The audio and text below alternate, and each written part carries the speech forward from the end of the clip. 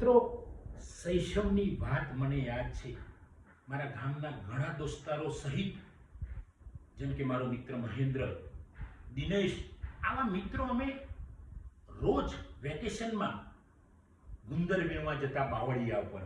મિત્રો, બાવળિયા પર અમે ધીમે ધીમે ચડતા પડતા અને ઉપર ચડીએ. ગુંદર તો ખાસ મળે નહીં, કારણ કે ગુંદર લેવા તો ઠેઠ ટોચ ઉપર હોય, ક્યાં તો ઝાડની ડાળી પર. પણ ગુંદર બહુ વીણી શકતા નહોતા, પણ અમે ચડતા શીખી ગયા.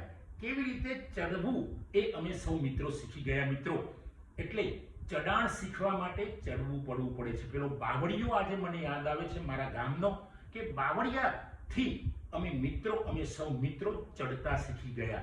અમે ઘસાયા છોલાયા પણ ચડતા શીખી ગયા. મિત્રો, આ ચડતા શીખી જવું એ જ મોટી વાત છે, જીવનની મોટી વાત છે. થેન્ક યુ દોસ્તો.